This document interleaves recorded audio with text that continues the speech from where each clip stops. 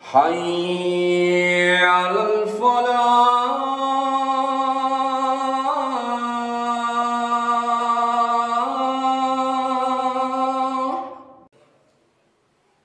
أعوذ بالله من الشيطان الرجيم. بسم الله الحمد لله والصلاة والسلام على رسول الله وعلى آله وصحبه أجمعين. Ang papuri kay Allah subhanahu wa ta'ala, ang siyang tunay at tanging nag-iisang Diyos, at naway ang kanyang pagpapala, pagpugay, kapayapaan ay mapasa ating mahal na propeta Muhammad sallallahu alaihi wasallam. Ako'y sumasaksi na walang ibang Diyos na dapat sambahin maliban si Allah, at ako'y sumasaksi na si Muhammad sallallahu alaihi wasallam ay kanyang propeta at huling sugo. Mga kapatid sa Islam, ngayon ay ika-23 ng gabi ng Ramadan, at inshallah kabilang ito sa mga witir na dapat nating pagsumikapan. Ang totoo, sinabi natin ng mga nakaraan, dapat lahat ng mga gabi ay pagsumikapan, subalit hindi natin maitatanggi ang hadis ng Rasulullah sallallahu alaihi wasallam na sa mga witir matatagpuan ang Laylatul Qadr. At inshallah mapagtagumpayan natin ang pagtataguyod ng mga pagsamba sa gabing ito.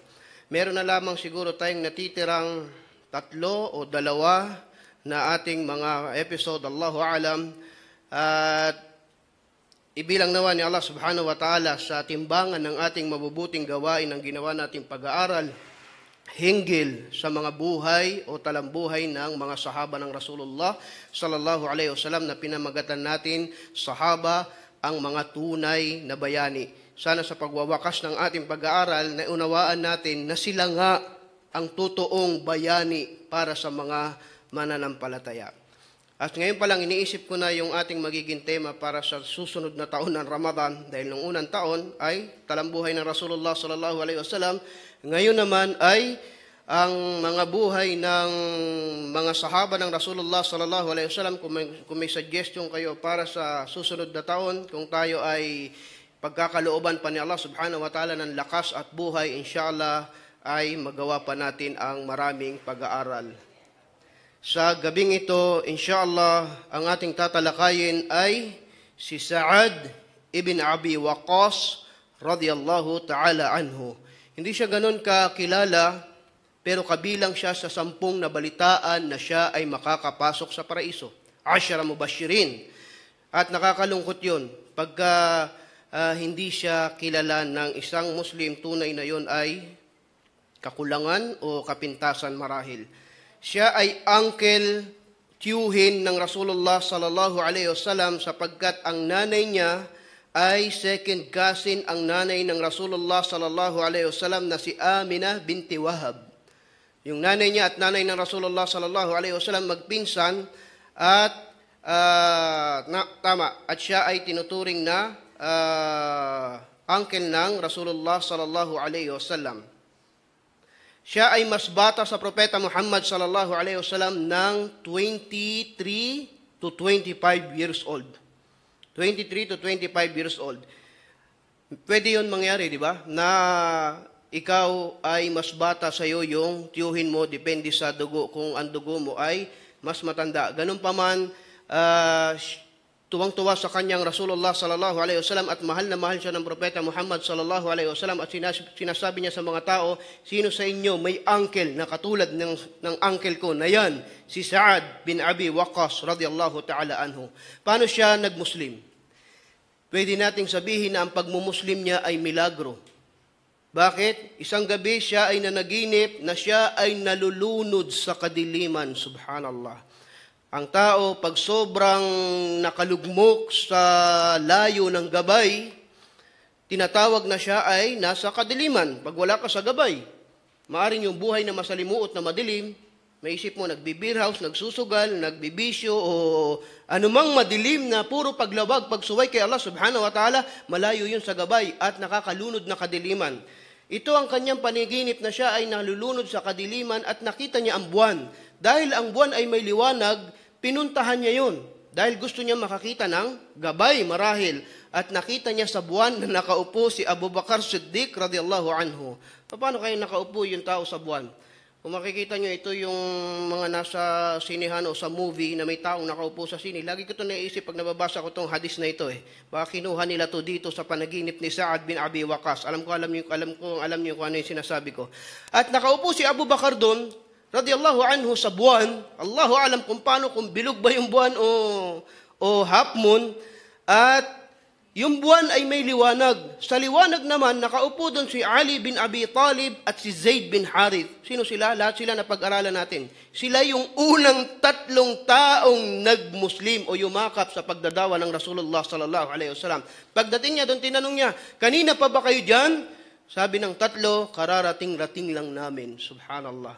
Paggising niya, nabalitaan niya na si Muhammad, kilala siya sa Makkah, ay nagpahayag na siya daw ay ang sugo ni Allah. Kaya pinuntahan niya ang mga taong ito, pinuntahan niya ang Propeta Muhammad sallallahu alaihi wasallam, nadatnan niya na nandun si Abu Bakar, nandun si Ali, at nandun si nandun si Zaid bin Haritha. Sabi niya, subhanallah, ito yung panaginip ko. Kung ito yung panaginip ko, walang duda at yayakapin ko ang pananampalatayang ito, tinawag ako ng aking Panginoon. Tinawag ako mismo ni Allah subhanahu wa ta'ala dahil sa aking panaginip. At naway bigyan din tayo ni Allah subhanahu wa ta'ala ng mabubuting balita sa ating panaginip. Amin ya Allah. So si Sa'ad bin Abi Waqqas ay sobrang malapit sa kanyang nanay. Pagkatapos to ng kanyang pagmumuslim, typical problema ito ng mga taong nagmuslim at ang magulang niya ay anti-Muslim. May ganito ba kayo narinig? Marami. At yung kanyang nanay, sobrang close sa kanya, siguro sa modern terminology, sabihin natin siya ay mama's boy. Alam niyo, may mga panyo sa likod, yung laging nandun yung nanay niya, dinapadala ng baon. Sobrang close niya sa nanay niya, at nung nag-Muslim siya, ayaw na ayaw nung nanay niya. Sabi ng nanay niya, hindi ako kakain hanggat hindi ka aalis dyan sa reliyon na yan. Subhanallah.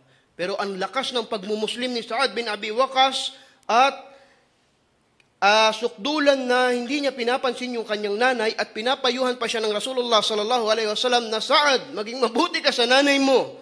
Pero nilapitan niya ang nanay niya at sabi niya, kung meron ka mang 100 buhay at uubusin mo lahat, hindi ako aalis sa reliyon ng Rasulullah sallallahu alaihi wasallam. Hindi ako aalis sa reliyon na ito. Tama ito At hindi sa pagpapakugutom mo ang magiging dahilan ng paglabas ko sa pananampalatayang ito. Bumaba ang aya. Sinabi na Allah subhanahu wa ta'ala, wa in jahadaka an tushrika bima laysa laka bihi ilm. Ito ay sa anyway, maraming gantong aya patungkol sa mga magulang na gusto kanilang tanggalin sa pananampalataya. Fala tuti'huma wa sahibihuma fid dunya ma'rufa. Ay wag mo daw silang susundin kung gusto kanilang lumabas sa Islam. Pero, ito yung pasubali, pero pakitunguhan mo pa rin sila ng kabutihan, kahit ayaw nila sa Islam. At yun pa rin ay maituturing na uri ng pagsamba kay Allah subhanahu wa ta'ala kung tayo ay nagiging mabuti sa ating mga magulang. In short, sabi niya sa nanay niya, kumain ka na at walang mangyayari sa pagpapakagutom mo, at ang nanay niya ay kumain. Merong mahalagang tagpo dito na makarelate tayo, inshallah. Sa labanan ng Badar, itong si Sa'ad ay mayroong kapatid. Ang kapatid niya ay si Umair ibn Abi Waqqas. Si Umair ay hindi pa hihigit sa 15 years old. Hindi hihigit sa 15 years old. So, nung labanan ng Badar, kasama si Sa'ad, gusto makasama ng kanyang kapatid na si Umair. Subalit, natatakot siya, baka hindi siya payagan ng Rasulullah sallallahu alaihi wasallam dahil bata. Wala pang 15 years old. Nagtatago siya sa likod ni Sa'ad, pero napansin ng Rasulullah sallallahu alaihi wasallam, ya Umair, ikaw ba yan? Bumalik ka at hindi ka pa pwede, masyado ka pang bata. Pero 15 years old, hindi pa nahigit sa 15 years old, malapit sa 15 years old. Nag-iiyak itong batang ito at nagpupumilit, parang awa mo na, ya Rasulullah, gusto ko maging bahagi ng Badr. At bandang huli, pinayagan siya ng Rasulullah sallallahu alaihi wasallam at siya ay nasyahid sa Badar. Gusto ko lang kumuha ng aral dito. Kung totoo yung mga nakikita natin balita, may mga bata, ginagamit nila sa digmaan, 10 taon gulang, samantalang ito, Kung kukuha tayong batas, bakit ba natin pinag-aaralan itong mga bagay na ito? Maliban para kumuha ng batas. Meron mga tao ginagamit yung bata para sa sarili nilang layunin. Pahahawakin ng armas, gagawin mandirigma. Bakit? Ito dalil mula sa Rasulullah sallallahu alaihi wasallam na ikaw hindi ka pa pwede, bumalik ka. At marami pang gantong tagpo na nangyari sa mga buhay ng mga sahaba. Sinasabi pa ng Rasulullah sallallahu alaihi wasallam, bumalik kayo sa nanay nyo, doon kayo mag-jihad. Sa edad nyong yan, ang kailangan yung pagmusumikapan ay maging mabuti sa inyong mga magulang. At bigyan nawa tayo ni Allah subhanahu wa ta'ala ng pag-unawa. Wallahu musta'an. Ang Rasulullah sallallahu alaihi wasallam ay dinua niya. Masya Allah. Maraming sahaba dinudua ng Rasulullah sallallahu alaihi wasallam, pero lahat sila pag dinua ng Rasulullah sallallahu alaihi wasallam nagiging tagumpay sa unumang hiniling ng Rasulullah sallallahu alaihi wasallam para sa kanya. Kaya itong si Sa'ad, pakinggan nyo kung anong dinua sa kanya ng Rasulullah sallallahu alaihi wasallam. Allahumma saddid ramyatah wa ajib da'watah. Ya Allah, itong si Sa'ad, gawin mo siyang mahusay sa kanyang ramya, yung pana yung bow. Gawin mo siyang mahusay dyan na hindi siya magkakamali at sagutin mo, tugunin mo ang kanyang mga da'wa. Wala nang maganda doon. Subhanallah, kaya naiulat na ang pinakamagaling sa mga sahaba, pinakaasintado ay si Sa'ad bin Abi Waqqas. Pag may tinira siya, may inasinta siya, tiyak tatamaan niya. Bakit? Resulta ng dua ng Rasulullah sallallahu alaihi wasallam. At syempre, ang kanyang da'wa ay katanggap-tanggap. Paano kaya yun? Sobrang katanggap-tanggap ang da'wa niya o ang dua niya kay Allah subhanahu wa ta'ala na sukdulan nung panahon na ng lagpas na kay Ali bin Abi Talib, kasi meron nangyaring fitna kay Ali bin Abi Talib, kay Talha at kay Zubair, na yun yung sinabi ko nung isang araw. Narinig ni Sa'ad na merong tao na pinag-uusapan yung mga masamang nangyari sa mga sahaba. So sinita niya ito, sabi niya, tigilan niyo yung pag-uusap na yan. Laha ma kasabat sa Quran. Meron silang pananagutan kay Allah. Kung may pagkakamali sila kay Allah, hindi kayo ang tagapaghatol. Tigilan nyo. Sila ay mga sahaba ng Rasulullah sallallahu alaihi wasallam. Ganito din dapat yung ating ugali sa pag-uusap sa mga naunang mga sahaba ng Rasulullah sallallahu alaihi wasallam. Pero ayaw tumigil. Sabi niya, pag hindi kayo tumigil, may gagawin ako sa inyo. Nagalit tong taong tong, tinatakot mo ba ako? Bahala ka, gawin mo kung anong gusto mong gawin. At sinaiulat na si Sa'ad ay nagsala ng 2 raka'a at nagdua siya kay Allah. Pagkatapos niyang magsala, magdua, itong taong to ay inatake ng kamelyo at namatay. Subhanallah. Inatake nakakamatay yung kamelyo, yung malalaki pag umaatake ng tao. So, wala nang pinakamaganda sa tao kung meron kang kailangan, idunudua mo kay Allah subhanahu wa ta'ala at yung kaagaran, pagtugon ni Allah subhanahu wa ta'ala sa dua mo, ay palatandaan na sinagot yung iyong panalangin kay Allah subhanahu wa ta'ala. At isa pang pagkakataon na nag-hajj o hajjatul wida, yung hajj ng Rasulullah sallallahu alaihi wasallam, nakasama itong si Sa'ad at nagkasakit siya ng malubha. Pumunta siya sa Rasulullah sallallahu alaihi wasallam, dala niya ang lahat ng kayamanan niya. Nabibilang din si Sa'ad bin Abi Waqqas sa pinakamayayaman na sahaba ng Rasulullah sallallahu alaihi wasallam at gusto niyang ibigay lahat dahil wala daw siyang mga anak o pamilya. Sabi niya, "Ya Rasulullah, ang lahat ng ito ay idudonate ko." Pero tinanggihan to ng Propeta Muhammad sallallahu alaihi wasallam at famous ito, ginagamit ito sa fiqh. Sabi ng Propeta Muhammad sallallahu alaihi wasallam, "Ath-thuluth wath-thuluthu kathir." Ang thuluth ay yung 3 bahagi lang. Hindi ka pwedeng lumagpas doon. Hindi ka pwedeng magbigay ng kalahati ng lahat ng kayamanan mo. Thuluth lang, 1/3 lang ang pwede mong ibigay. Sa'ad, wath-thuluthu kathir. At ang thuluth ay marami na yun. Huwag ka nang sobrang maging malabis doon. At pagkatapos noon, nagkapamilya pa siya, nagkaanak pa siya, at napamahagi niya pa yung kanyang kayamanan sa kanyang anak. Yan si Sa'ad bin Abi Waqqas radiyallahu ta'ala anhu. Imagine may gantong sitwasyon. Sabi ng Rasulullah sallallahu alaihi wasallam, magkakasama sila at sinabi niya, ang papasok sa pinto ay taga-paraiso. Subhanallah. Ang papasok sa pinto ay taga-paraiso. So lahat ng mga sahaba, interesado, sino kayong papasok dyan? Taga-paraiso yun. At ang dumating ay si Sa'ad ibn Abi Waqqas radiyallahu anhu. At hindi pinalagpas ni Abdullah ibn Amr ibn As, pinuntahan niya sa bahay, sa mahabang hadis, tumira siya sa kanyang bahay, pero in short, tinanong niya, Anong ginagawa mo na hindi namin ginagawa? Bakit sinabi ng Rasulullah sallallahu alaihi wasallam, ikaw ay taga-paraiso? Gagawin ko yun para mabilang ako sa mga taong taga-paraiso. Ang sabi ni Saad, maaring hindi ako nakakahigit sa inyo sa pagsamba. Ang mga pagsamba niyo maaring higit pa. Kayo nagpapasting, ako'y nagpapasting, kayo nagtatahajud, ako'y nagtatahajud, nagdidikir, ako'y nagdidikir, kayo nagsasadaka, ako'y nagsasadaka. Pero maaring ito hindi nyo ginagawa. Subhanallah. Ano yun? Bago ako matulog sa gabi, tinitiyak ko na malinis ang puso ko at wala kong kaaway kagalit na kapatid kong Muslim. Subhanallah.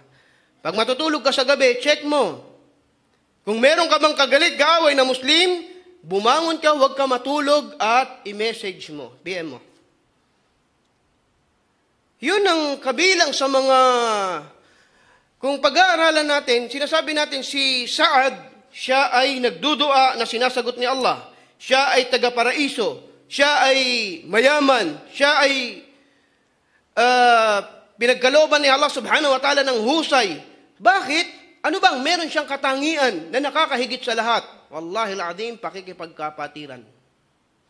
Kung gusto mo maging malakas kay Allah subhanahu wa ta'ala, itong gawin mo. Maging mahusay ka sa pakikipagkapatiran. Naiulat na si Sa'ad bin Abi Waqqas ay namatay sa edad na 80 years old. Kabilang yun sa baraka ulit. Dagdag na edad, ipinagkaloob ni Allah subhanahu wa ta'ala sa kanya. At merong